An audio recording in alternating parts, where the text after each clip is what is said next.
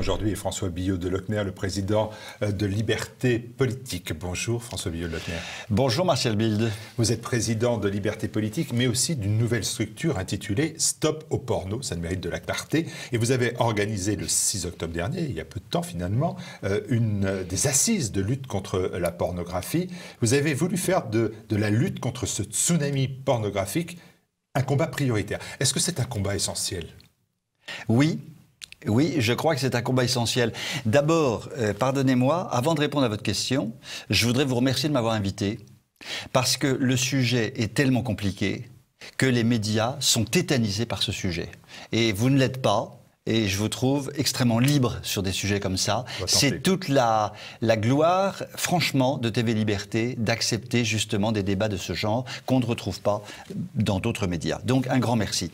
Alors maintenant... Ça ne va pas m'empêcher de vous poser des questions qui fâchent. Oui, bien sûr. Ah, mais tant que vous voulez. Alors, sur votre question, la pornographie, et on va en parler un petit peu en détail tout à l'heure, est un fléau inimaginable qui est en train de bousculer le monde entier.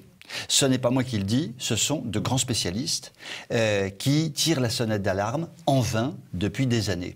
Je voudrais simplement vous donner 2 ou 3 chiffres, simplement, pour démarrer le débat. En France, 90% de la population consulte peu ou prou des matériaux pornographiques. 90%. Donc, on peut dire la quasi-totalité. Deuxième chiffre. Les 4 sites pornographiques les plus importants au monde diffusent des vidéos qui sont vues, tenez-vous bien, 380 milliards de fois par an. 380 milliards de fois par an. 4 sites, simplement 4 sites. Ce sont les 4 principaux, que je ne citerai pas pour que personne n'aille les consulter pendant qu'on nous écoute. C'est un véritable désastre. C'est un fléau peu imaginable qui tétanise complètement les gens. Voilà. Et donc, voilà, il fallait effectivement créer une structure, Stop au porno, pour secouer le cocotier. Sur France Culture, le philosophe Laurent de Sutter, qui a écrit une métaphysique du X et Pornstar, dit « Il ne faut pas interdire le porno, mais l'image pornographique peut être une bonne école du regard. C'est une manière de représenter le monde. » Est-ce que finalement, ce n'est pas seulement une manière de représenter le monde, point final? Ne vous inquiétez pas. Voyez-vous, un philosophe qui écrit une pareille stupidité n'a pas le nom de philosophe pour moi. Je suis désolé d'être extrêmement brutal. Ça n'est pas un philosophe. C'est quelqu'un qui manie des concepts idéologiques absolument déconnectés de la réalité. La pornographie, c'est quoi, Martial Bild? Voyons les choses très simplement. Ce que le philosophe ne sait probablement pas faire, c'est une personne... Alors, si on prend la pornographie par Internet, parce que je pourrais citer toutes les autres formes de pornographie, il n'y a pas du tout qu'Internet. C'est quoi? Si je regarde maintenant une vidéo pornographique, j'ai devant moi un objet, ce n'est pas une femme, c'est un objet, qui n'a ni intelligence, ni cœur, et ni même corps intégral. C'est une chose transformée en un entrejambe. Donc, c'est une personne que l'on réduit à une petite partie du corps qui, elle seule, existe et qui fait que cette personne, qui est une personne par définition magnifique, elle a son intelligence, son cœur, son corps, elle a son rapport avec autrui, c'est un objet de boucherie que l'on va manipuler dans tous les sens. Comment un philosophe peut-il dire une pareille stupidité? C'est inimaginable. Pour moi, c'est inimaginable, c'est inconcevable. Est-ce que... On ne peut pas vous faire le procès en se disant, voilà, 90% des gens regardent des pornos. Si vous dites stop au porno, c'est que vous êtes un peu, pardonnez-moi l'expression, un peu trop cul-serré. Eh bien, pas du tout. Alors, voyez-vous, il y avait, aux assises qui ont eu lieu le 6 octobre, il y avait un professeur en neurosciences, agrégé, professeur d'université, un esprit extraordinairement encyclopédique, qui est capable de vous démonter le mécanisme du cerveau, comme de parler d'Aristote, ou de Platon, ou de Socrate, ou des pseudo-philosophes des Lumières, ou peut-être même du philosophe que vous citiez tout à l'heure. C'est un esprit, ce que j'appelle, il y en a assez peu aujourd'hui, un esprit universel, d'une brillance extraordinaire. Lui, il est professeur en neurosciences. Donc, il n'est pas du tout dans une logique moralisatrice. Il explique, par exemple, et il l'a dit très clairement le 6 octobre, que la pornographie détruit purement et simplement le cerveau et le corps tout entier. C'est une destruction, ça c'est physique. C'est les neurosciences qui le disent. La pornographie, par exemple, quelqu'un qui s'adonne très souvent à la pornographie détruit dans son cerveau ce qu'on appelle la dopamine, qui est une substance chimique qui travaille dans le cerveau primaire et qui permet justement de se livrer à toutes les activités primaires, notamment la sexualité. Quelqu'un qui regarde la pornographie à haute dose, la dopamine est atteinte à un point tel que le corps ne réagit plus. Donc, quelqu'un qui regarde à haute dose de la pornographie ne pourra même plus avoir de rapport sexuel.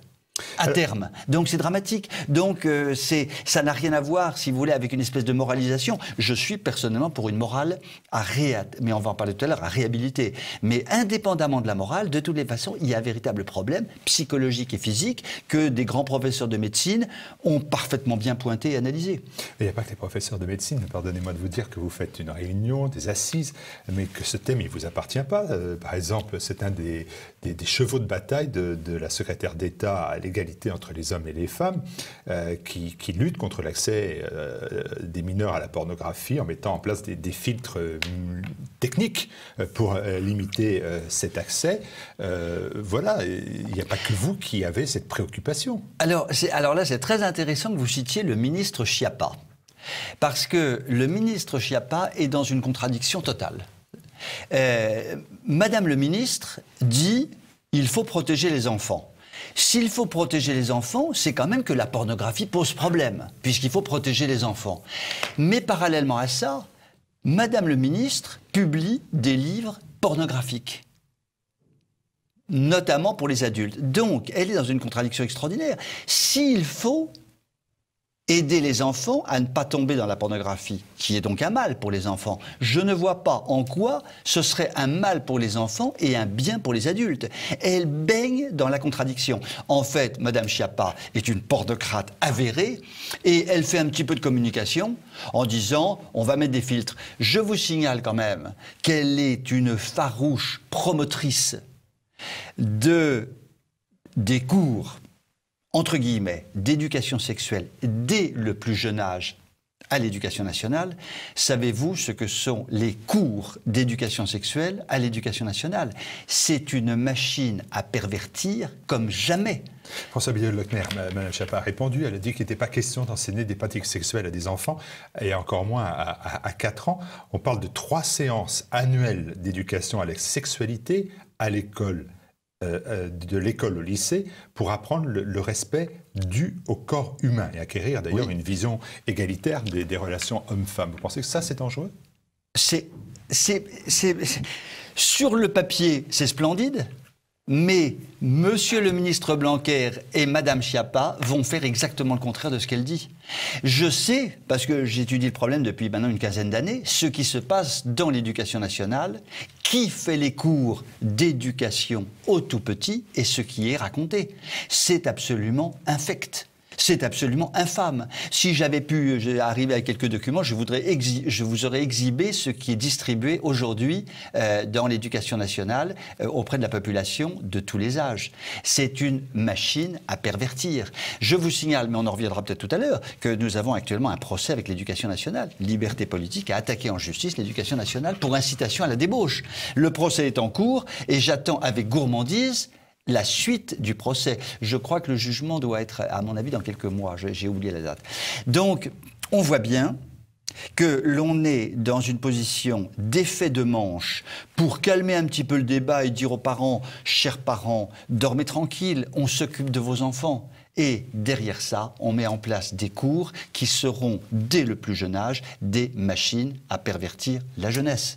Si on peut me prouver le contraire, alors là, je suis très preneur. On aura du mal à me le prouver. Alors, lutter contre la pornographie, une fois qu'on l'a dit, une fois qu'on a fait des assises, comment on fait concrètement? Quel discours on tient, par exemple, à l'école? À l'école, alors d'abord, la première chose, je l'évoquais très rapidement tout à l'heure, aujourd'hui, nous sommes dans une société qui se dit post-moderne, ça ne veut à peu près rien dire, mais c'est pas très grave, ça fait chic. Donc c'est très important d'employer des mots chics. Donc nous sommes dans une société postmoderne. Et cette société postmoderne a décidé, voilà, par un trait de crayon de s'exonérer complètement de toute morale. Il n'y a plus de morale. Or, les plus grands philosophes depuis l'origine de l'humanité ont prouvé, ont montré, ont démontré que la morale fait partie du patrimoine individuel. Et d'ailleurs, toutes les civilisations se sont toujours basées sur des socles moraux solides. Bon, je parle des vrais socles moraux, je parle de la vraie morale, je ne parle pas de la morale telle qu'on le définit aujourd'hui, qui consiste à faire son tri sélectif. Bon, pour moi, c'est pas de la morale, ça. C'est simplement une action que l'on fait, pratique, pour que, voilà, que les choses se passent bien en termes de tri des poubelles. C'est pas de la morale. Et donc, la morale, c'est dire qu'il y a un bien pour le bonheur et un mal pour le malheur. Voilà. Et sur le plan de la sexualité, c'est évident que sur une chose aussi sacrée que la sexualité, qui est l'union de deux personnes, qui donne la vie, on voit bien tout le monde sait qu'on est là au cœur, objectivement, de l'humanité dans ce qu'il y a de plus sacré. Eh bien, sur ce sujet-là, il faut clairement rétablir un discours moral, pas moralisateur, mais en disant, voilà, il y a un bien pour le bonheur, il y a un mal pour le malheur, c'est tout. Et donc, il faut expliquer aux enfants que, vous voyez, le professeur de neurosciences explique très bien ça. Par exemple, l'idée de dominer ses pulsions. Ben, ça, on le fait dès le plus jeune âge. Dès l'âge de 4-5 ans, on dit à l'enfant, attends, non, tu ne prends pas le pot entier de Nutella. Tu ne donnes pas une énorme gifle à ton voisin.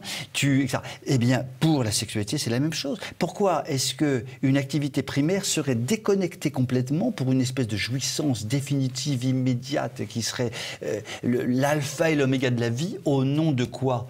Ben, au nom de la destruction de la personne, tout simplement. Donc il faut rétablir, il faut reconstruire la personne, et donc il faut partir sur une morale. Alors maintenant, on fait quoi ? Est-ce qu'on interdit ? Par exemple, on interdit, parce qu'à la maison, c'est facile de tenir un discours moral, mais enfin bon, il y a les ordinateurs, il y a les amis, il y a les maisons des amis, il y a les ordinateurs des amis. Oui. Donc on ne peut pas être derrière les enfants derrière tout le temps.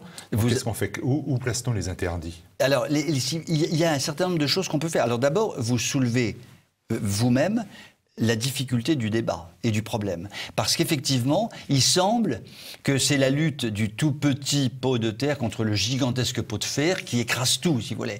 Et nous, on est le minuscule pot de terre. Voilà, on essaie de se bagarrer contre cet épouvantable pot de fer. Donc, soyons clairs, ne cherchons pas du résultat en se disant, dans 2 ans, vous allez voir ce que vous allez voir. Non, on va vraiment avancer par petits pas. Alors, premièrement, on est en train de faire une sensibilisation du monde adulte. Parce que le monde adulte ne connaît rien au problème de la pornographie. Le monde adulte ignore tout. Je m'en aperçois, ça fait des années que je sillonne la France, que je fais des conférences, que je fais des interventions, les gens tombent de l'armoire en me disant mais qu'est-ce que vous racontez ? Mais on n'était pas du tout au courant. Bon. Donc déjà, premièrement, sensibiliser les parents, parce que la lutte contre la pornographie, elle se passera d'abord dans la famille. C'est par les parents que, j'allais dire, une belle éducation à la sexualité se fera, premièrement. Donc, sensibiliser les parents, nous le faisons tout le temps en ce moment. Quand on a organisé ces assises, par notre politique de communication, nous avons touché à peu près 1 million de personnes. 1 million quand même. Bon voilà, 1 million de personnes. Et on a énormément de retours. De gens qui disent continuez, c'est bien. Oui, ça nous tracassait, mais on ne savait pas très bien pourquoi. Bon voilà, maintenant on y va carrément. Premièrement, sensibilisation. Deuxièmement, je parlais d'action en justice, on va les multiplier. La structure Stop au porno, c'est dans ses statuts, a pour objet de défendre les populations contre toute attaque. Il y a un code pénal quand même. Hein. On n'est pas complètement en l'air comme ça, on n'est pas au-dessus de la terre. Hein. Il y a un code pénal qui punit de lourdes peines d'amende et de prison les créateurs, les diffuseurs, les promoteurs de matériaux pornographiques quand même. C'est le code pénal. Donc, deuxièmement, on va agir sur ce sujet-là. Troisièmement, on agit vis-à-vis de la classe politique. Au moment des élections de 2017, on l'avait fait en 2012, on l'avait fait en 2007. Il y a dans nos mesures que nous proposons aux candidats une mesure sur une lutte drastique contre la pornographie. Pour 2017, je constate quand même que le PCD de Jean-Frédéric Poisson a signé cette mesure. François Fillon ne l'a pas signée, mais dans son programme a mis quand même une phrase sur la pornographie. C'est la première fois que les Républicains mettaient quelque chose sur la pornographie. Et le Front National n'a rien mis dans son programme, mais Marine Le Pen avait fait une déclaration, je crois, 6 mois avant les élections, extrêmement ferme sur la pornographie. Donc voilà, la classe politique commence à évoluer. Donc ça fait une troisième action possible. Nous allons, nous avons déjà commencé à le faire bien sûr, nous répondons à toutes les demandes de formation dans les collèges, dans les lycées, voire même dans le primaire, pour expliquer voilà, que la sexualité, c'est pas la pornographie, et que la pornographie détruit la sexualité. Voilà. Le point très important que vous signaliez tout à l'heure sur tout ce qui concerne les ordinateurs, les iPhones, etc., nous sommes en train de travailler pour mettre effectivement des filtres. Il faut sûrement que sur le plan législatif, il y ait une loi extrêmement claire avec un blocage véritable par différents systèmes qu'on est en train d'analyser aujourd'hui. Bon, par exemple, il y a un système qui consiste à dire qu'il faut que tout soit payant, il faut donc une carte bancaire, un numéro de carte bancaire. Vous voyez, il y a quand même des petites méthodes. Je vous signale quand même que la Russie de Vladimir Poutine, aujourd'hui, a bloqué complètement les sites pornographiques. Si vous êtes à Moscou, vous ne pouvez pas regarder un site pornographique. Donc, il y a des moyens, il y a des solutions. Il y en a, je m'arrête là pour ne pas être fatigant dans ma liste. Il y a des tas de choses à faire et nous allons faire des tas de choses. Est-ce que, finalement, votre combat contre la pornographie, justifié, tout le monde est d'accord, hein, c'est comme tout le monde regarde Arte, et quand on leur pose la question, et personne ne la regarde dans la vérité, donc tout le monde est contre le porno dès qu'on leur pose la question, mais globalement, les gens vont vous suivre sur cela. Mais est-ce que ça ne cache pas, derrière ce combat-là, le retour de la morale? Parce qu'il y a une chose simple, François Billot de Lochner, si vous voulez vous attaquer à la pornographie, il suffit de vous attaquer à l'industrie du porno. C'est une industrie polluante des esprits, ben, il suffit de la taxer, il suffit de la faire payer, comme on fait payer les industries polluantes. Alors ça, il n'y a pas ça dans votre discours, il y a toujours la morale.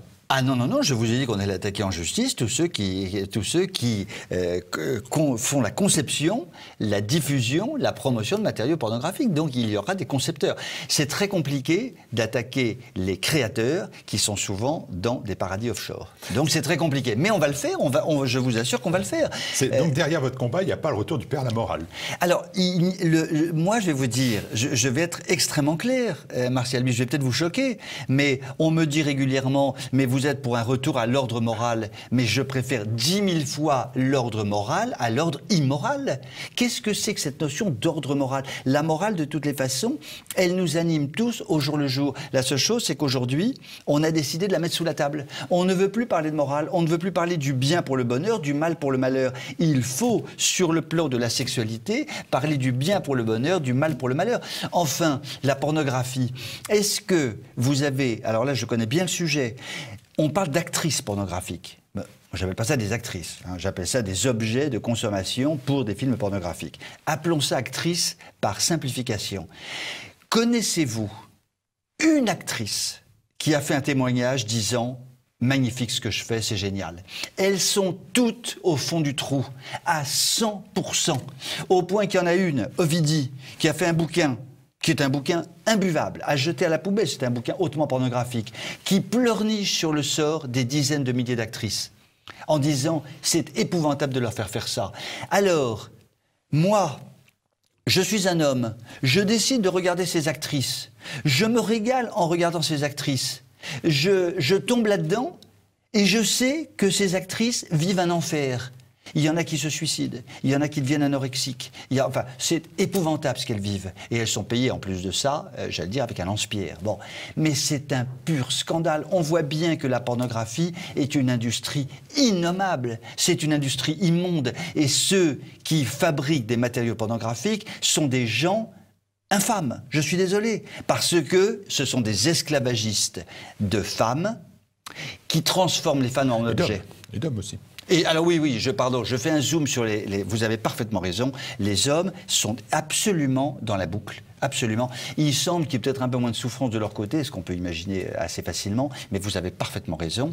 Il n'y a pas beaucoup d'acteurs porno qui écrivent des bouquins en disant vraiment je suis au 7e ciel en étant acteur pornographique. Vous avez parfaitement raison. Je reviens sur les femmes. Pourquoi, d'après vous aussi, ce silence des féministes contre une industrie qui, finalement, comme vous l'avez dit, dégrade, salit, pourrit l'image de la femme et la peur, cette peur des féministes, c'est quoi? C'est la peur d'être rétrograde, d'être trop rigoriste? Pas complices. Les féministes sont absolument complices de la pornographie sans s'en rendre compte. Elles sont absolument complices. Pourquoi?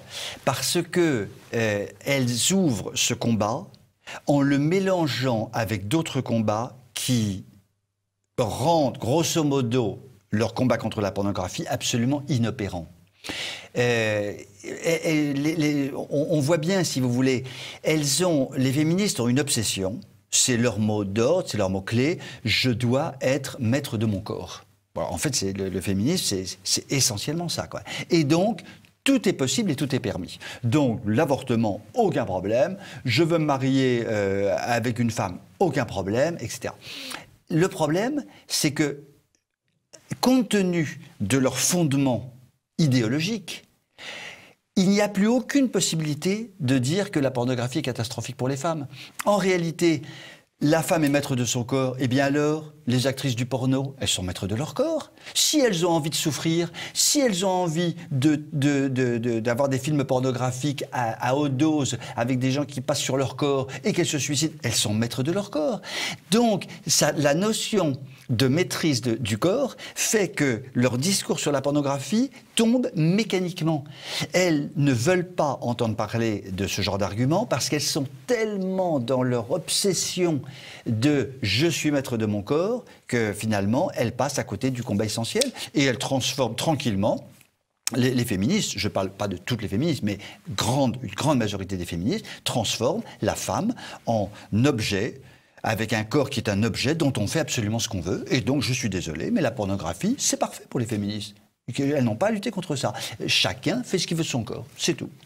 Dernier point, la presse, souvent les politiques aussi, bien sûr, ont beaucoup de difficultés à faire un lien qui est celui d'un côté de la recrudescence des violences sexuelles, avec de l'autre côté la présence ouverte à tous de la pornographie.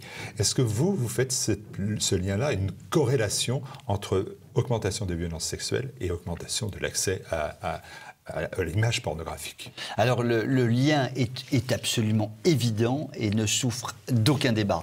Le lien, toutes les analyses scientifiques depuis 20-30 ans à peu près, disent que la pornographie non seulement développe une violence extraordinaire, et alors là le fameux professeur en neurosciences, M. Olivreau, que je citais tout à l'heure, est assez remarquable parce qu'il explique comment le cerveau réagit effectivement par rapport à la pornographie, développe les pulsions provisoirement d'ailleurs, et oblige finalement à passer à l'acte, ou en tous les cas au moins psychologiquement. Mais beaucoup de gens ne passent pas à l'acte psychologiquement, ils passent à l'acte définitivement, réellement, humainement. Et donc la pornographie effectivement multiplie les violences dans toute la notion de tout ce qui tourne autour de l'inceste, toutes ces choses-là. La pornographie a un rôle absolument considérable. Parce que comme la pornographie est dans son domicile le soir, volet fermé, ça ouvre les possibilités à toutes les dérives possibles. Donc c'est un fléau absolument effrayant. Et là, le lien est absolument... il est impossible de mettre au panier toutes les études qui sont faites sur le sujet depuis si longtemps. C'est impossible. Dernière question, toute dernière question. Vous êtes le président de Liberté Politique, vous avez pignon sur rue, vous avez une vie confortable, mais pas au sens le plus noble. Et d'un seul coup, vous vous mettez en péril sur un combat qui est un combat qui est un des plus compliqués, où vous voyez d'ailleurs que les oppositions sont extrêmement féroces. Pourquoi cela, vraiment? Est-ce que c'est pour le fun? Non,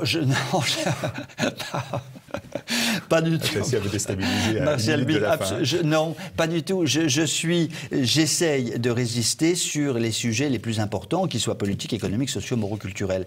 Je pense qu'aujourd'hui, l'analyse que nous faisons chez Liberté Politique, c'est que dans les sujets fondamentaux, l'islamisation de la France est évidemment un sujet fondamental. C'est pas sur TV Liberté que j'en parlerai. Vous avez eu la gentillesse de m'inviter sur ce sujet. Le problème de la pornographie est un des sujets, voire dans les 3 sujets les plus fondamentaux, car il est en train de massacrer l'humanité tout entière avec des conséquences inouïes. Et voyez-vous, j'étais dans un pays musulman il y a assez peu de temps et je discutais avec des dignitaires religieux et politiques. Et spontanément, ils m'ont dit, vous savez que pour nous, dans les problèmes majeurs que rencontre l'Occident, dans les 2 ou 3 problèmes majeurs que rencontre l'Occident, il y a la diffusion de la pornographie qui est en train de vous tuer complètement. Donc c'est intéressant. Quand je discutais avec des Australiens, ils pensent la même chose. J'ai discuté avec des Américains, ils pensent la même chose. Je crois que mondialement, il y a toute une série de gens absolument convaincus que c'est un problème dramatique sur lequel il faut lutter. Effectivement, vous soulignez que le combat est dramatiquement compliqué. Et nous avons nos tout petites mains qui essayent de lutter contre ce tsunami. C'est notre job. Comme le disait Mère Teresa, il y a un journaliste qui lui disait « Ce que vous faites ne sert absolument à rien, c'est une goutte d'eau dans l'océan ». Et elle a répondu avec un grand sourire « Sans cette goutte d'eau, l'océan ne serait pas le même ». Moi, je dirais que sans le combat que nous menons avec beaucoup d'autres, le monde ne serait pas tout à fait le même. Donc voilà, on essaye de changer un tout petit peu les choses et en espérant avec la grâce du ciel que nous arriverons à bousculer vraiment ce monde pornocratisé. Le porno massacre l'humanité tout entière. Merci François Billot. Merci beaucoup Martial Bild.